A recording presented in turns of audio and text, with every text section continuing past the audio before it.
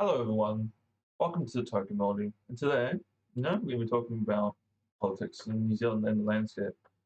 Recently, we've seen the National Party talk about the Three Waters agreement, right? And what the Three Waters agreement boils down to be is that instead of having the each like your mayor and like your city running your water, it'll be run by three entities in New Zealand.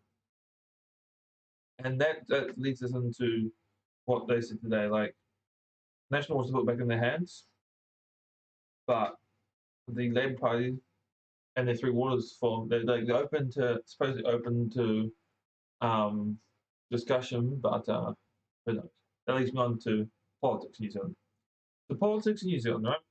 We have the National Party, we have the Labour Party, we have New Zealand First, the Greens, the Maori Party, and then we have all the other unregistered parties that we have that you can vote for in your thing. You don't have to be a registered party though, which is what I thought was quite strange.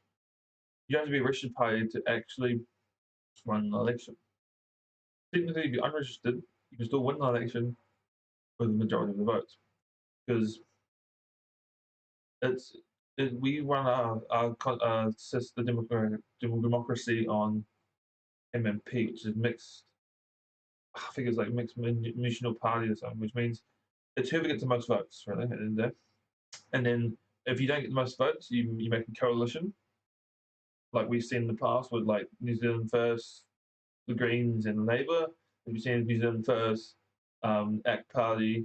Um, it's pretty much where your party leans. So you could be a centrist, a left centrist, you slightly off the centre on the left, you slightly off the centre on the right, and then you can be fully right and fully left. I don't think we have many parties that fully left, fully right.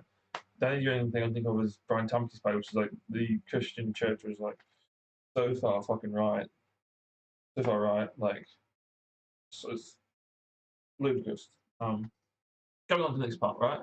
So up to run an election, the only thing National can seem to do the last couple of times we've had an election is to slate Labour on what they're doing wrong. This year, love it or hate it, Christopher Luxon is trying something different, slightly. He's promising stuff, and this is actually scary for Labour voters like me. Which actually, technically, I haven't voted for Labour for a while. I voted for New Zealand First, and people are like, "Why do you vote for him?" I'm like, I want someone there who won't just agree with everything. So I want Winston Peters back. That's all I literally want to say. I want Winston Peters back. Why I want Winston Peters back? Because the so-called kingmaker Winston Peters, I want him to, when you change, man, National come in and do what National do every time. And is that necessarily great for the economy? No. And I'm worried for the economy, to be honest. What will National do when they come in? What will what will they promise that they can't keep? Same with Labour. We've still got this.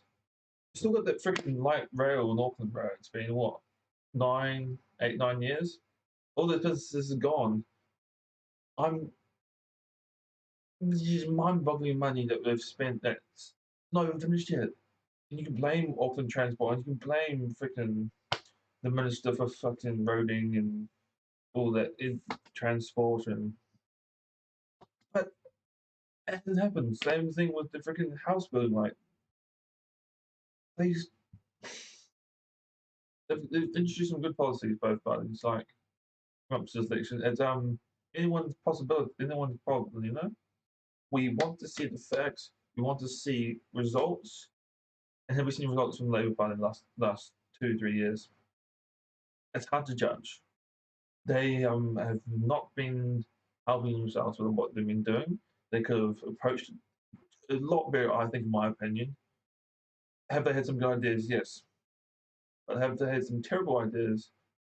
Hell yeah. We as a country, right? We thrive on our green image. We thrive on our water. We thrive on like uh, image to the world.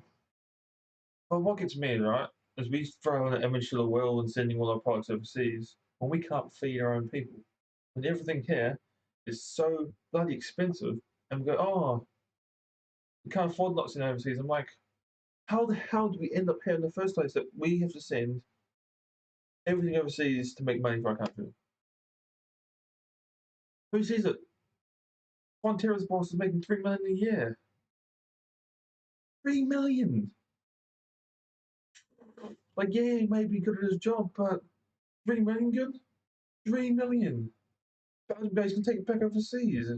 Might be never going to see again. Like, same with we did that Saudi deal where we sent sheep to the Middle East. We're just buttering them up for oil. What? I don't know. I understand politics in New Zealand at the moment. None of it makes sense. Politics, man. What a frustrating thing. If you want down below, right?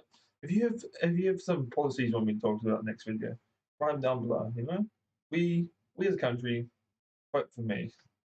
I'll be your next prime minister. I know. What a laugh, eh? This is Tech Maori. We're looking for someone to edit our videos. $10 a video. Doesn't have to be anything fancy. You can use Paint. Just send me a basic cut from maybe from this video. You know, from my email, which is in the my about section, my business email. So yeah, this is Toki Melody. Peace out. I know Brain's on today. Um, it's a little bit late, and I just watched the Rugby Blues. Absolutely from the Highlanders. Go Blues. Ricky Wane, Kelly Wane. Even though I didn't really see much dog publicity tonight, I don't think it was anyone on the field, to be honest. And yeah,